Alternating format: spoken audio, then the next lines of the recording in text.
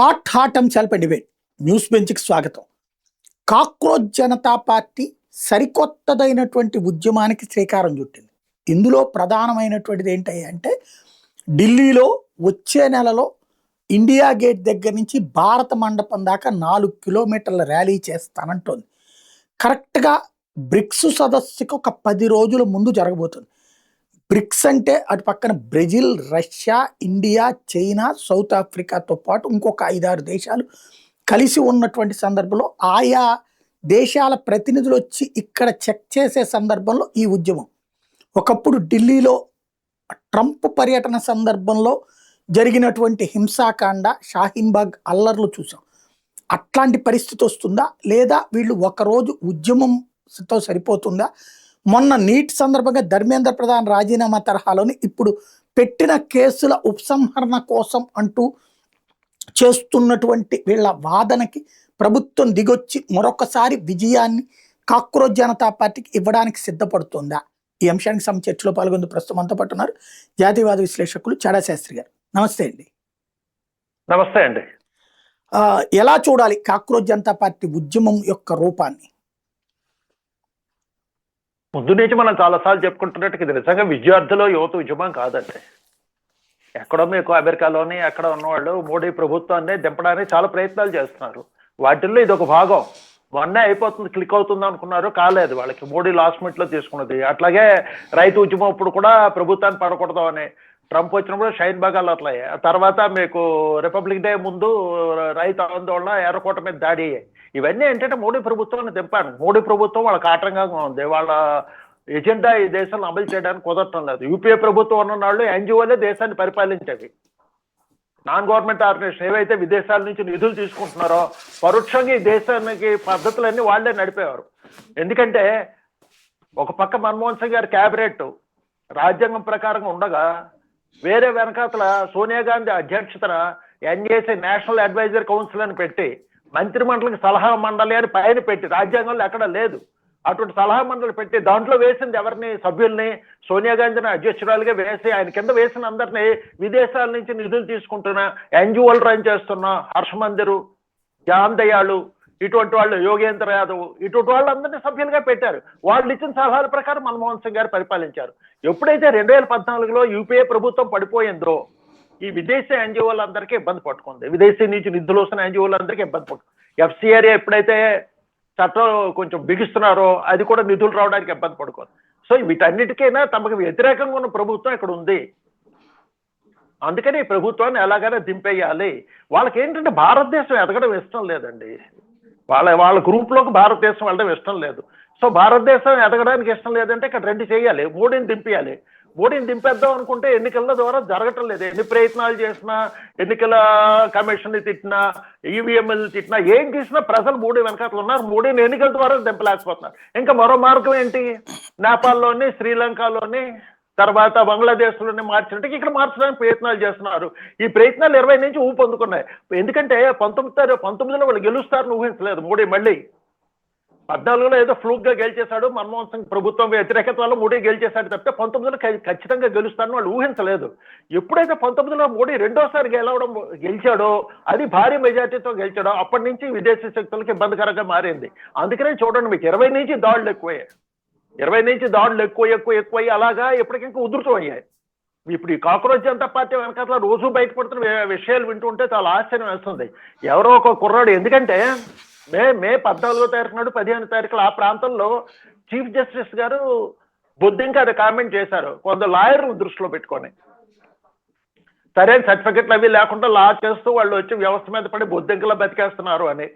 దాన్ని యువతకే ఆపాదించి, యువతనే chief justice గారు, దేశంలోని యువతనందరినీ చీఫ్ జస్టిస్ గారు అలా అన్నారని చెప్పి ఎక్కడో విదేశాల్లో బోస్టన్లో చదువుతున్న కుర్రాడు జస్ట్ ఒక వారం రోజుల్లో కాక్రోచ్ జనతా పార్టీ అన్నది పెట్టడమే కాదు, తాజాగా వస్తున్న సోషల్ మీడియాలో కథనాల ప్రకారంగా తర్వాత రుజువులు పెడుతున్నారు. దాని ప్రకారం ఏంటంటే ఈ బోస్టన్ కుర్రాడు అదే ఒక వారం రోజుల్లో చీఫ్ జస్టిస్ గారు చెప్పిన ఈ కామెంట్ చేసిన వారం రోజుల్లోగా బోల్డ్ వెబ్సైట్లు ఓపెన్ చేశాడు, రకరకాల 3 దేశాల్లో వెబ్సైట్లు ఓపెన్ చేశాడు. అమెరికాలో ఓపెన్ చేశాడు, లిథువేనియాలో ఓపెన్ చేశాడు, ఇంకెక్కడో ఓపెన్ చేశాడు. 3 దేశాల్లో సైమల్టేనియస్ గా వెబ్సైట్లు ఓపెన్ చేశాడు. అంతేకాదు వెబ్సైట్లకు వెళ్ళి వేరేగా మిర్రర్ వెబ్సైట్లు అంటారు, అంటే ఒకవేళ ఈ వెబ్సైట్లు మూసేసినా అవి పనిచేస్తుండేటట్టుగా రకరకాల పెద్ద నెట్వర్క్ లో వెబ్సైట్లు ఓపెన్ చేశారు. సో కుర్రాడు ఒక మధ్యతరగతి హిందూ, ఒక మధ్యతరగతి కుటుంబంలో, భారతదేశంలో మధ్యతరగతి కుటుంబంలో పుట్టిన కుర్రాడు, వాళ్ళ నాన్నగారు గవర్నమెంట్ రిటైర్డ్ సర్వెంట్, అటువంటి కుర్రాడు కొంత డబ్బులో స్కాలర్షిప్ లేకపోతే లోన్లో పెట్టుకొని అమెరికా బోస్టన్ చదవడానికి వెళ్ళి అక్కడ చదువుకుంటున్న పిల్లడికి ఒక వారం రోజులు ఎంత నెట్వర్క్ ఎలా తయారైంది, ఎంతో ముందస్తు ప్రణాళిక లేకపోతే. అందుకని ఇది మామూలుగా జరిగింది కాదు, ఇది మామూలు అది మీకు చూస్తే ఏమైంది, ఒక వారం రోజుల్లో ఇన్ని వెబ్సైట్లు ఇంత నెట్వర్క్ ఎలా తయారు చేశాడు ఈ కుర్రాడు, ఎవరి సాయం లేకుండా. అది పై దేశాల్లో కూడా వెబ్సైట్లు ఓపెన్ చేశాడు. ఇంత నెట్వర్క్ అంటే ఇంత మిర్రరింగ్ చాలా టెక్నికల్ గా వెబ్ తయారు చేశారండి. ఒక సాలిగూడ్ లాంటి తయారు చేశారంటే ప్రభుత్వం ఒక సైట్ మూసేసిన మరో సైట్ ద్వారా ప్రచారం చేయడానికి వీలుగా సిజేపీ అన్న పేరుతోటి స్టార్ట్ చేశారు.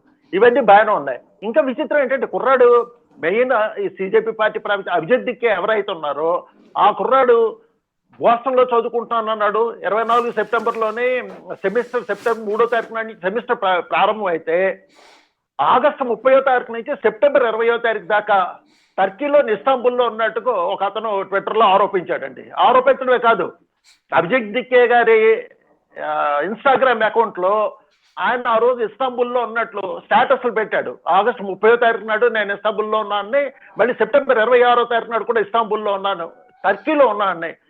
ఇక్కడ చదువు అమెరికాలో చదువుతున్న కుర్రాడు ఇక్కడ క్లాసులు అవుతుంటే దాదాపు 4 రోజుల పాటు అతను ఎందుకున్నాడు అని ఆ కుర్రాడు ప్రశ్న వేస్తాడు. విజయ్ గర్గే అన్న అతను ట్విట్టర్లో ప్రశ్న వేస్తాడు అభిజిత్ దిక్ అని.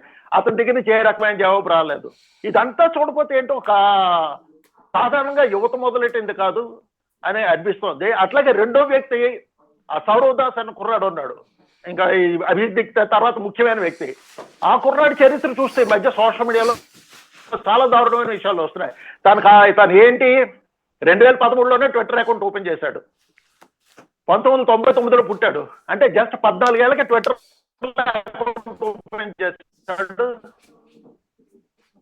15 ఏళ్ళకి ఆ పార్టీకి 2611 రూపాయలు డొనేట్ చేశాడు. అప్పుడే కొత్త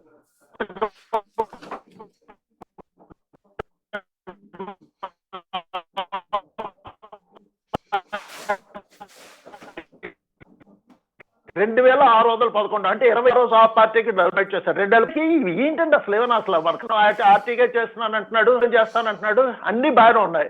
ఆర్టీ యాక్టివిస్ట్ కరోనా టైంలోనే, అంటే 21 కరోనా టైం, 21 కరోనా టైం అంటే ఆయన వయసు 7 ఏళ్ళు.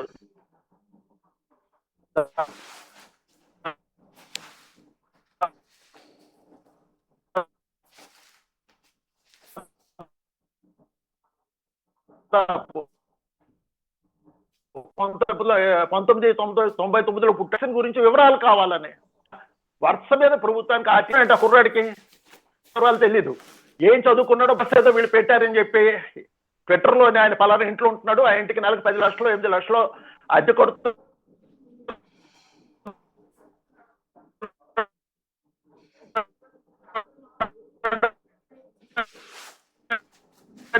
అభిజిత్ మిత్ర అని ఒక ఆయన ఆరోపణ చేశాడని పోలీస్ కేసు పెట్టాడు. నష్టం కేసు వేశాడు 2 కోట్లకి. నాకు ప్రెస్ కౌన్సిల్ ఆఫ్ ఇండియా ప్రకారంగా రక్షణ ఉంది, నేను బయటికి చెప్పక్కర్లేదు, నా వివరాలు ఏం నేను చెప్పను, వాళ్ళు బయట పెట్టారు కాబట్టి నాకు 2 కోట్ల నష్టపరిహారం ఇవ్వాలని ఢిల్లీ హైకోర్టులో కేసు వేశారు. 24 విచారణ జరిగింది, మళ్ళీ వాయిదా వేశారు. మిగతా వాళ్ళకి నోటీసులు ఇచ్చి రాబోయే 14కి కేసు జరుగుతుంది. అసలు నాకు అర్థం కాని విషయం ఏంటంటే కుర్రాడు ఆర్టీఐ యాక్టివిస్ట్. ఆర్టీఐ ఏంటంటే రైట్ ఆఫ్ ఇన్ఫర్మేషన్ కింద అన్ని పారదర్శకంగా ఉండాలని ప్రభుత్వానికి ఉత్తరాలు రాస్తారు. మాకు ఇన్ఫర్మేషన్ కావాలి, మాకు ఇన్ఫర్మేషన్ కావాలి, అన్నింటినీ ప్రశ్నిస్తాడు, మంచిదే. మరి యువతల వాళ్ళు వేసిన ప్రశ్న అతను జవాబులు చెప్పాలి కదా. అవతల వాళ్ళు ప్రశ్నలు వేస్తే ఏం పెద్ద ప్రశ్నలు వేయలేదు కదా, నువ్వేం చదువుకున్నావు, నీ తల్లిదండ్రులు ఎవరు,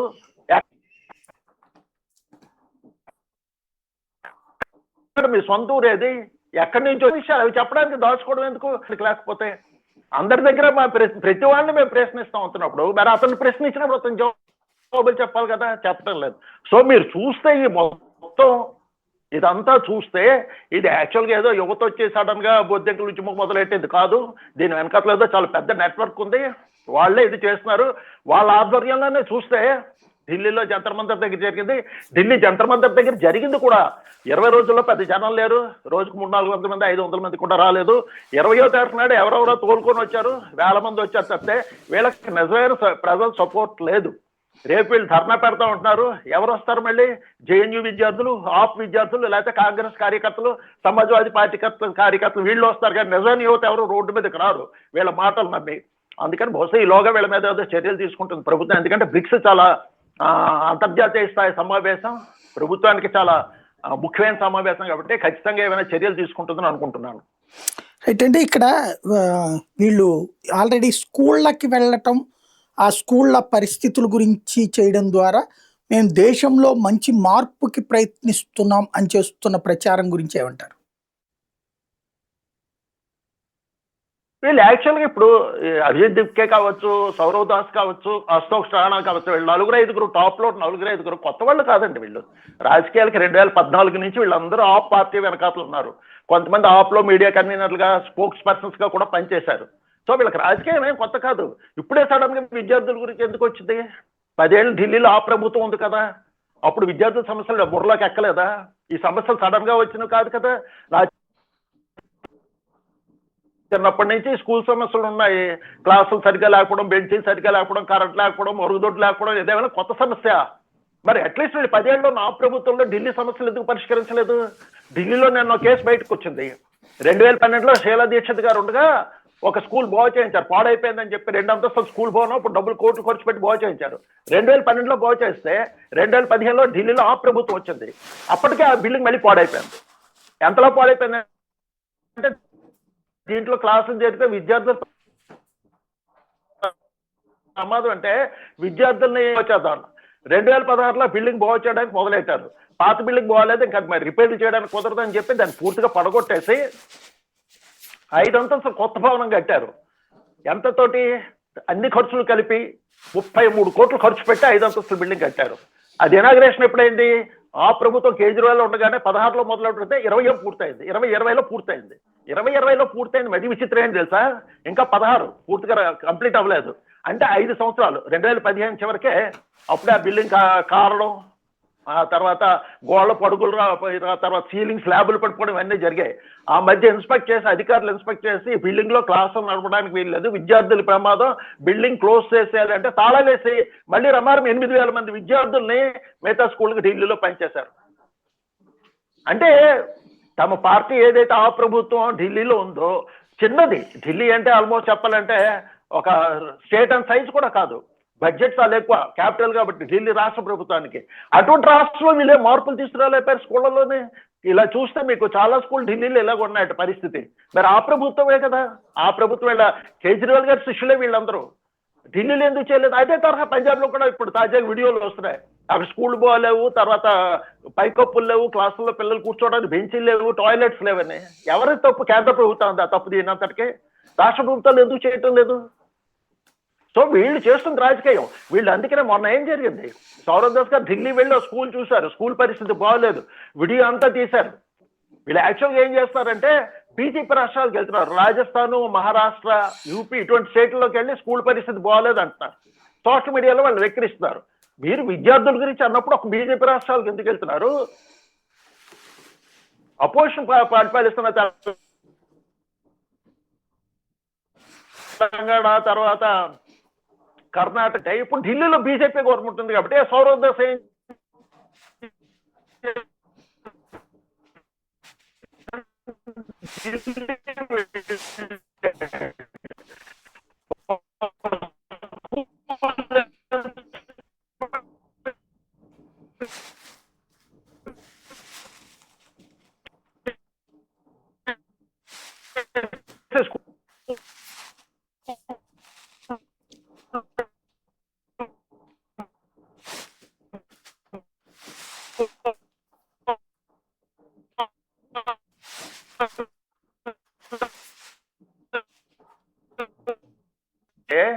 ఇది నిజంగా ఎవరు తప్పు పట్టరండి. వాళ్ళు స్కూల్స్ ఇన్స్పెక్ట్ చేస్తామంటే మంచిదే, కానీ సడన్ గా ఇప్పుడు ఎందుకు గుర్తు వచ్చింది? జడ్జి గారు కాక్రోచ్ మాట మాట్లాడిన తర్వాత నీట్ వచ్చిన తర్వాత సడన్ గా స్కూల్స్ మీద ఎంత శ్రద్ధ పుట్టింది? ఇప్పుడు ఉన్న టాప్ లీడర్స్ కాక్రోచ్ జనతా పార్టీలో టాప్ 4-5 కూడా గతంలో ఆప్ లో వివిధ స్థాయిల్లో పనిచేశారు. దాదాపు 10 ఏళ్ళు వీళ్ళందరికీ ఆప్ పార్టీలో అనుభవం ఉంది. అదే ఆప్ పార్టీ కేజ్రీవాల్ గారు 10 ఏళ్ళు ఢిల్లీ చీఫ్ మినిస్టర్ గా ఉన్నారు. మరి ఢిల్లీలో వీళ్ళు ఇంప్లిమెంట్ చేయొచ్చు కదా ఇవన్నీ. ఈ స్కూల్స్ అన్నీ చిన్న రాష్ట్రం ఢిల్లీ అనేది అతి చిన్న రాష్ట్రం, తర్వాత క్యాపిటల్ కావడం వల్ల దానికి నిధులు చాలా ఎక్కువ ఉన్నాయి, కేంద్ర సహాయం ఉంటుంది. ఇన్ని ఉంచుకొని ఢిల్లీ ఎందుకు బాగు చేయలేదు? తాజాగా వచ్చింది ఢిల్లీలో ఒక స్కూల్ గురించి వచ్చింది. అది 2012లో షీలా దీక్షిత్ గారు ఉన్నప్పుడు ఆ స్కూల్ పాడైపోయిందని రీమోడల్ చేశారు డబ్బులు ఖర్చు పెట్టి. 3 ఏళ్ళని అవ్వలేదు. 2015లో కేజ్రీవాల్ గారు ప్రభుత్వం ఏర్పడిన తర్వాత ఆ స్కూల్ ఇన్స్పెక్ట్ చేస్తే ఈ బాగోలేదు పరిస్థితి, విద్యార్థులు దీంట్లో ఉంటే ప్రమాదం అంటే స్కూల్కి తాళాలు వేసి విద్యార్థులు వేరే స్కూల్కి పంపించారు. అప్పుడు కేజ్రీవాల్ ప్రభుత్వం ఏమన్నారంటే ఈ పాత స్కూల్ 2 అంతస్తుల బిల్డింగ్ బాగోలేదు, మనం దీనికి విద్యార్థులు చాలటం లేదు కాబట్టి పెద్ద బిల్డింగ్ కడదాం అని చెప్పి 5 అంతస్తుల బిల్డింగ్ కట్టారు. మొత్తం 33 కోట్లు ఖర్చు పెట్టి ఆ బిల్డింగ్ కట్టారు, కొత్త బిల్డింగ్ కట్టారు. 2016లో పనులు మొదలెట్టి 2020లో ప్రారంభించారు బిల్డింగ్. ప్రారంభించి 5 ఏళ్ళు అయింది.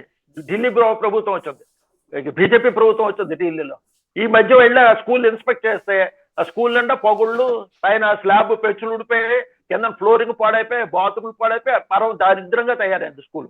ఎంత దారుణంగా తయారైందంటే అధికారులు ఈ స్కూల్లో పిల్లలు ఉంటే ప్రమాదం, ఏ రోజైనా స్లాబ్ నెత్తి మీద పడిపోతుంది, పిల్లల ప్రాణాలకు ప్రమాదం అంటే మళ్ళీ 8,000 మంది పిల్లల్ని స్కూల్ నుంచి ఖాళీ చేసి వేరే స్కూల్కి పంపించారు. జస్ట్ అంటే ఆ ప్రభుత్వం కట్టిన 5 ఏళ్ళకి 33 కోట్ల బిల్లుకి ఎలా తయారైపోయింది? ఎవరు బాధ్యత వహిస్తారు?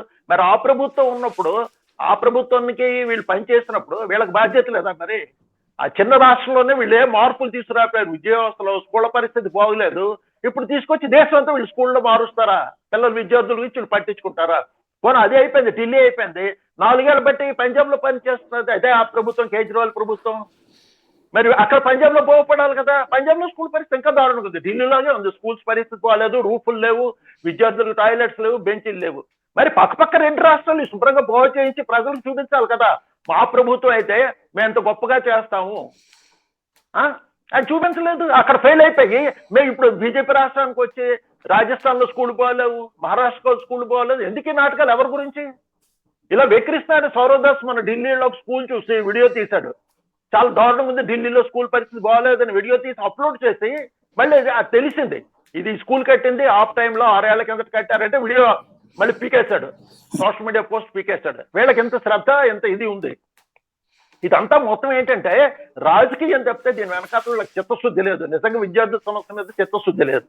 అందుకని వీళ్ళు సక్సెస్ అవ్వరు దీంట్లో.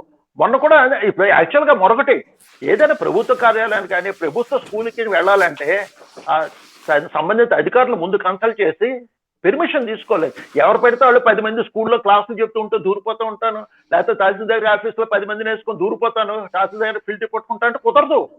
చట్టాలు ఉన్నాయి, చట్టాల ప్రకారంగా చెయ్యాలి. వెళ్ళొచ్చు, అడగచ్చు, ఆర్టీఏ ద్వారా అడగాలి. నువ్వు స్కూల్ కూడా వెళ్ళక్కర్లేదు, మీ స్కూల్లో ఏ వసతులు ఉన్నాయి, ఏవి లేవు, ఏంటి కావాలని ఆర్టీఏ ద్వారా అడిగితే హెడ్ మాస్టర్ జవాబులు ఇస్తారు. ప్రత్యేకంగా 4 వీడియో కెమెరాలు 10 మంది మీడియా వాళ్ళని తీసుకున్నాల్సిన అవసరం ఏంటి?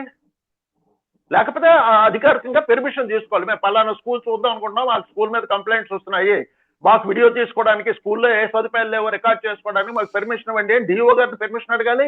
ఆయన ఇచ్చిన పెర్మిషన్ అయితే హెడ్ మాస్టర్ గారు చూపించాలి. హెడ్ మాస్టర్ గారు అధార్థం ఉండదు, ఎవరు పెడితే వాడిని లోపల స్కూల్లోకి రాడు. దమాయించే గుండాగిరిలో మేము దూరిపోయి విద్యార్థులతో మాట్లాడుతామంటే ఇదే పద్ధతి. రేపు కోర్టులోకి వెళ్తారు, చీఫ్ మినిస్టర్ గారు ఆఫీస్కి వెళ్తారు, సెక్రటరియట్కి వెళ్తారు 100 మందిని వేసుకొని. ఇదేం పద్ధతి? ఇది అరాచకం తప్పితే పద్ధతి కాదు, ఇది సిస్టమ్ కాదు. అలా అయితే ప్రభుత్వం దేనికి? ఇది చాలా దారుణం కదా ఈ పద్ధతి. మాకు నచ్చకపోతే దాని పద్ధతులు ఉన్నాయి, ఆ పద్ధతుల ద్వారా వెళ్ళాలి. వీళ్ళు ఏదో ఒకలాగా దేశంలో అరాచకం సృష్టించాలని ప్రయత్నిస్తున్నారు. దేశం మొత్తం మీద విద్యార్థులు రెచ్చగొట్టాలి, అరాచకం సృష్టించాలని చూస్తున్నారు. దాంట్లో భాగంగానే మళ్ళీ ఇప్పుడు రేపు ఢిల్లీలోనే 11-12 తారీఖులో బ్రిక్స్ సమావేశం ఉంది. దానికి ముందు చూసుకొని 1 వారం రోజుల ముందు మళ్ళీ హడావుడి మొదలెడుతున్నారు. కేంద్ర ప్రభుత్వం బహుశా నేను అనుకోవడం ఈసారి చూస్తూ ఊరుకోదు, ముందుగానే చర్యలు తీసుకుంటుంది. ఇట్లా లీడర్ల మీద గట్టి చర్యలు తీసుకోకపోతే మాత్రం దేశం అంతా అరాచకం ప్రబలుతుందండి. ఇంతకు ముందు ఆ షాహీన్ బాగ్ వాళ్ళు రోజుల తరబడి చూసి చివరికి గొడవలయ్యి ఆగేదాకా కేంద్రం యాక్షన్ తీసుకోలేదు. ఈవెన్ రైతుల ఉద్యమం అట్లాగే జరిగింది, కోర్టు ఆదేశాలు ఇచ్చేదాకా. అప్పటికి చివరికి ఎర్రకోట మీద వాళ్ళు ఖలిస్తానీ జెండాలు కూడా ఎగరేయడం చూసాం. అట్లాగే ఇప్పుడు వీళ్ళది చేస్తున్నది మొన్న నెల రోజుల పాటు జరిగిన ఎలాంటి పర్మిషన్ లేకుండా జరిగినా కూడా చూస్తాం. అంటే ప్రభుత్వం ఏమో అట్లా చూస్తూ ఉంది. రేపు పొద్దున ఈవెన్ అప్పుడు ట్రంప్ టైంలో కావాలని చేసిన సందర్భం ఉంది. ఇప్పుడు కరెక్ట్గా బ్రిక్స్కి ముందు చేస్తున్నారు. ఇది రేపు పొద్దున ప్రభుత్వం నిజంగా చేయగలుగుతుందా, లేదా ఆ కార్యక్రమం ద్వారా డిస్టర్బ్ అయితే వీళ్ళ మీద వాళ్ళ తప్పేలే అనేసి చూస్తా ఊరుకుంటుంది అనుకోవాలా? అంటే ఇక్కడ నేను అనుకున్న ప్రభుత్వం రెండు విధాలుగా చేస్తోందండి. ఒకటి ఏంటంటే గ్రౌండ్ లెవెల్లో చూస్తే వాళ్ళకి పెద్ద మద్దతు లేదు. మీడియాలోనే, సోషల్ మీడియాలోనే, అంతర్జాతీయ మీడియాలోనే వీళ్ళు ప్రమోట్ చేస్తున్నారు తప్పితే గ్రౌండ్ లెవెల్లో వీళ్ళ వెనకాతలు ఎవరో 1000 మంది వెళ్తాం లేదు, ఏది అవ్వటం లేదు. అందుకని వీళ్ళకి గ్రౌండ్ లెవెల్ సపోర్ట్ లేదు, కానీ మీడియాలో సపోర్ట్ వస్తుంది. ఇటువంటి వాళ్ళ మీద చర్యలు తీసుకుంటే మీడియాలోనే విపరీతమైన పబ్లిసిటీ వస్తుంది. లేని వాళ్ళకి అనవసరమైన పబ్లిసిటీ ఇవ్వడం అవుతుంది. వీళ్ళ నెగ్లెక్ట్ చేస్తే సరిపోతుందని మొదట్లో నెగ్లెక్ట్ చేశారు. 20వ తారీఖు నాడే ఎంత జనం రావడం, తర్వాత గూండాలు కొంతమంది రావడం, 2000 పైసలు గూండాలు వచ్చి అక్కడ అల్లరి ఆందోళన జరగడం వల్ల అది తగ్గించుకోవడానికి ప్రధాని చేత రాజీనామా చేయించి ఉద్యమాన్ని తలబరిచారు. ఆ తర్వాత వీళ్ళు కూడా ఇంటెలిజెన్స్ ఇన్పుట్స్ అవి తీసుకుని ఉంటారు, ఎవరున్నారు దీని వెనకాతలు ఏంటి అన్ని త్వరలో వీటి మీద బయటపెడతారు. ఈలోగా నేను అనుకోవడం మాత్రం బ్రిక్స్ సమావేశం సమయంలో మాత్రం ప్రభుత్వం గట్టి చర్యలు తీసుకుంటుంది. ఈలోగా వాళ్ళకి వార్నింగ్ ఇవ్వడమో, లేకపోతే వాళ్ళ ఆందోళన డేట్ తర్వాత పోస్ట్పోమని 12వ తారీఖు తర్వాత పోస్ట్పోన్ చేసుకోండి, మీకు ఆందోళన చేసుకునే హక్కు ఉంది, 12వ తారీఖు తర్వాత చేసుకోండి, ముందు మాత్రం చేస్తే మేము చర్యలు తీసుకుంటాం, ఖచ్చితంగా చేయడం ఏదో చేస్తారు. ఎందుకంటే వాళ్ళు గ్రౌండ్ లెవెల్లో సపోర్ట్ లేదంట. లీడర్ 4-5 లోపు చేసేస్తే ఇంక వెనకట్లో వచ్చే వాళ్ళు ఎక్కువగా లేరు. మళ్ళీ అదే కమ్యూనిస్ట్ జేఎన్యూ విద్యార్థులు లేకపోతే ఆప్ వాళ్ళు రావాలి. మన ఆందోళనప్పుడు చూసాం కదా మనం. యాక్చువల్గా నిజమైన 20వ తారీఖు నాడు కూడా నిజమైన విద్యార్థులు ఎంతమంది వచ్చారు, తర్వాత పెద్ద నాయకులు ఎవరు వచ్చారు, సాధారణ ప్రజలు ఎంతమంది వచ్చారు రోడ్డు మీదకి. ఆ రోజు అంత హడావిడి చేస్తున్నా సరే సాధారణ ప్రజలు ఎక్కువ మంది రాలేరు. పోలీసు ప్రకారం వచ్చింది 30,000. అందరూ వచ్చిన వాళ్ళందరూ పై ఊర్ల నుంచే వచ్చారు. గూండాలు వాళ్ళు ఎక్కువ మంది వచ్చారు.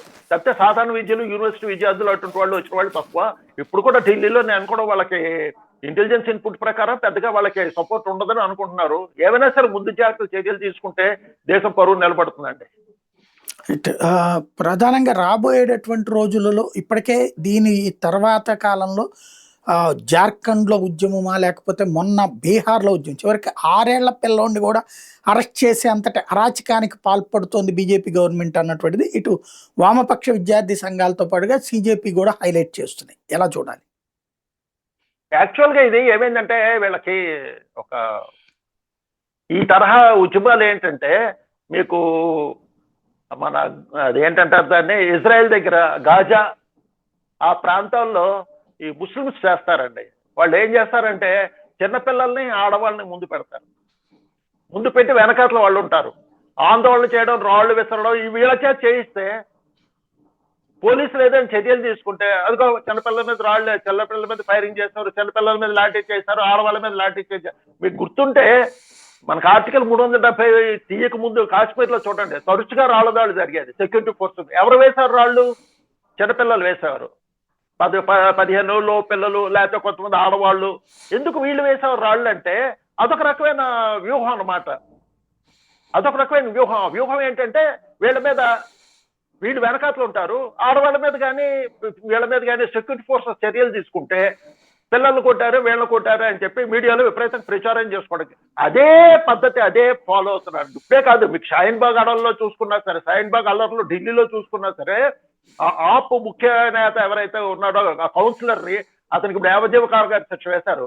అతని ఇంటి మీద అయితే మీకు ఏకంగా సీసాలు, గాజు పెంకులు, రాళ్లు, పెద్ద క్యాటిల్ బార్స్ అంటే మనం పెట్టలు కొడతాం, క్యాటిల్ బార్స్ చిన్న ఉంటాయి కదా, అటువంటివి సైకిల్ టైర్స్ అంటే ఎంత పెద్ద ఉంటాయి చూడండి. సైకిల్ టైర్స్ ని దీని కింద వాడి, రబ్బర్ బ్యాండ్ కింద వాడి ఆల్మోస్ట్ ఒక చెట్టు కొమ్మని సైజులోని ఇనప క్యాటిల్ బార్స్ తయారు చేయించి ఆ పైన పెట్టారు. అంటే ఆ క్యాటిల్ బార్స్ నుంచి మీకు ఒక పెట్రోల్ సీసాలో పోసి ఆ క్యాటిల్ బార్ నుంచి వదిలితే చాలా దూరం, కొన్ని 100 మీటర్ల దూరానికి వెళ్ళి అక్కడ బాంబు పేలుతున్నాం. ఇవి ఆయన ఇంటి మీద దొరికాయి, 1-2 ఇళ్ల మీద దొరికాయి. తర్వాత మూవింగ్ క్యాటిల్ బార్స్ బండికి కట్టి తయారు చేస్తారు. ఇదంతా ఎవరి ప్రిపరేషన్? ఇదంతా ఏంటంటే మీకు అక్కడ గాజా దగ్గర అక్కడ మీకు ఆ ముస్లిం కంట్రీస్ లో బాగా యువకులు గొడవ చేసే పద్ధతిని అవి ఇక్కడ వీళ్ళు టాక్టిక్స్ ఫాలో అవుతున్నారు. ఇప్పుడు పిల్లల్ని మీకు బీహార్లో అసలు పిల్లల్ని సుప్రీంకోర్టు ఏమన్నారంటే షాహీన్బాగ్ అల్లర్లో ఒక చంటి పిల్లడు చనిపోయాడు అల్లర్లో.